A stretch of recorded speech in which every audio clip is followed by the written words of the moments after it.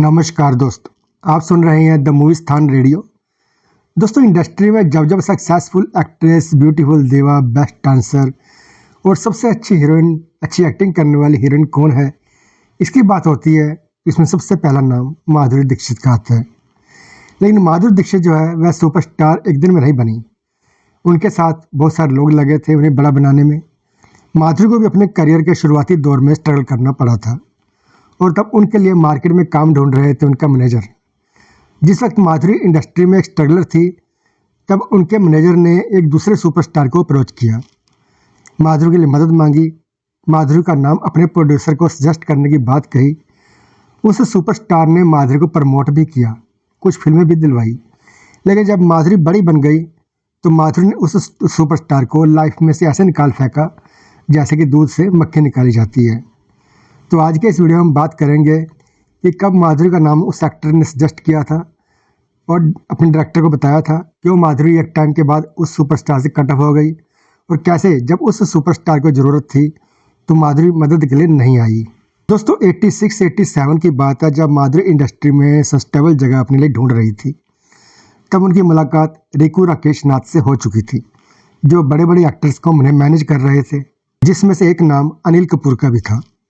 रिकू राकेश नाथ ने माधुरी के लिए सारे प्लान्स तैयार किए कि कैसे माधुरी को इंडस्ट्री में बड़ा बनाना है, जिसमें से एक प्लान तो ये भी था कि माधुरी को लेकर स्क्रीन मैगजीन में ऐड दिया जाएगा और बड़े बड़े प्रोड्यूसर्स का नाम लिखकर कह दिया जाएगा कि वह इन प्रोड्यूसर की फिल्मों में नजर आने वाली है, यानी कि हवा बनाया जाएगा।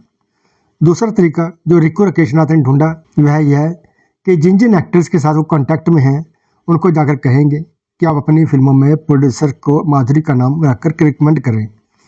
रिकू राकेश नाथ ने लिस्ट तैयार कर ली, कौन एक्टर्स उस दौरान के सबसे बड़े कमर्शियल एक्टर्स थे और ज़्यादा फिल्में कर रहे थे।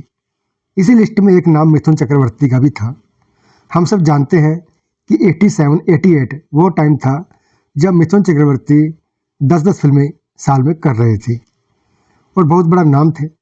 रिकू राकेश नाथ यही चाहते थे, चाहे फिल्म में माधुरी का रोल कितना भी छोटा हो, लेकिन बड़े लोगों के साथ ही माधुरी का नाम आना चाहिए, बड़े एक्टर्स के साथ ही दिखनी चाहिए। तब BR स्टूडियो में मिथुन चक्रवर्ती अपनी फिल्म की शूटिंग कर रहे थे और वहीं पर रिकू राकेश नाथ, जो कि माधुरी के मैनेजर थे, वह मिथुन चक्रवर्ती से मिलने गए। उन्होंने माधुरी के पिक्चर्स मिथुन चक्रवर्ती को दिखाए और कहा कि आप अपने प्रोड्यूसर्स को इनका नाम सजेस्ट करो। रिकू को पता था कि मिथुन चक्रवर्ती के हाथ में कई सारी फिल्में हैं और 2-4 में तो आराम से माधुरी को कम दिलवा देंगे। और मिथुन चक्रवर्ती जो खुद जीरो से शुरू हुए हैं, उन्हें पता है कि आउटसाइडर जिसे कुछ पता नहीं है इंडस्ट्री में, उसको एक एक फिल्म मिलनी कितनी मुश्किल होती है। यही इमोशन को समझते हुए मिथुन चक्रवर्ती ने माधुरी का नाम अपने प्रोड्यूसर को सजेस्ट करना शुरू कर दिया और माधुरी को प्रोड्यूसर ने अपनी फिल्मों में लिया।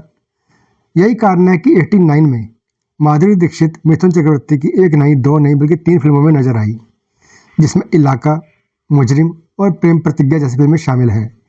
इनफैक्ट प्रेम प्रतिज्ञा का एक गाना प्यार कभी कम नहीं करना, वह काफ़ी फेमस हुआ। लेकिन जब यह फिल्म रिलीज हुई उससे पहले ही माधुरी दीक्षित की तेजाब फिल्म रिलीज हो चुकी थी। तेजाब में वो अनिल कपूर के साथ नजर आई थी। अनिल कपूर मिस्टर इंडिया से सुपरहिट हुए थे और टॉप पर चल रहे थे। इधर माधुरी के करियर में एकदम से उछाल आ गया। जो माधुरी बड़ी बड़ी फिल्मों में छोटे छोटे किरदार कर रही थी, वह अब लीड एक्ट्रेस में जानी जाने लगी और मोहिनी मोहिनी करके लोगों में उनका क्रेज हो गया था। और यही टाइम था चांस मारने का और सही अपॉर्चुनिटी का इस्तेमाल करने का। और अब माधुरी और उनके मैनेजर ने मिलकर डिसाइड किया कि अब माधुरी जो है वो सिर्फ और सिर्फ यंग डायरेक्टर के साथ काम करेगी, बड़े और ज़्यादा सीनियर एक्टर के साथ काम नहीं करेगी और छोटे मोटे रोल फिल्मों में तो बिल्कुल ही नहीं करेगी। यही कारण है कि मिथुन चक्रवर्ती के साथ माधुरी ने जो ये 3 फिल्में की थी, वह और कुछ 1-2 फिल्में और जिनकी शूटिंग पहले ही ख़त्म हो गई थी, उसके बाद उन्होंने मिथुन चक्रवर्ती के साथ कोई भी फिल्म एक्सेप्ट ही नहीं की। फिर चाहे मिथुन चक्रवर्ती ने उनका नाम सजेस्ट किया हो या फिर सामने से उन्हें फिल्म ऑफर की हुई हो। इसके बाद माधुरी ने डिसाइड कर लिया कि वह यंग एक्टर के साथ ही काम करेगी। 90s में वह टाइम पे आया जब Mithun Chakraborty B grade type की फिल्में कर रहे थे, कम बजट की फिल्में कर रहे थे। तब उन्हें एक बड़ी फिल्म की ज़रूरत थी, लेकिन तब भी माधुरी दीक्षित ने कोई परवाह नहीं की और मिथुन चक्रवर्ती के साथ एक भी फिल्म को हाँ नहीं कहा। यही कारण है कि माधुरी की एक फिल्म आने वाली थी, जया देवा, इस फिल्म का नाम था, लेकिन यह फिल्म भी बंद हो गई जब बंद हुई तो माधुरी ने भी कुछ खास परवाह नहीं की। इस फिल्म में माधुरी दीक्षित के साथ मिथुन चक्रवर्ती ही काम कर रहे थे।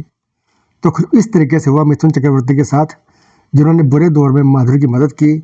उसी माधुरी ने जब स्टार बन गई तब भूल गई। हालांकि माधुरी और मिथुन चक्रवर्ती एक रियलिटी शो में नजर आए थे तो उन्होंने अपने पुराने दिनों को जरूर याद किया था। तो दोस्तों ये था आज का वीडियो। अगर वीडियो पसंद आया हो तो लाइक कीजिए, शेयर कीजिए और ऐसी और वीडियो देखने के लिए हमारे चैनल को सब्सक्राइब जरूर करें। धन्यवाद।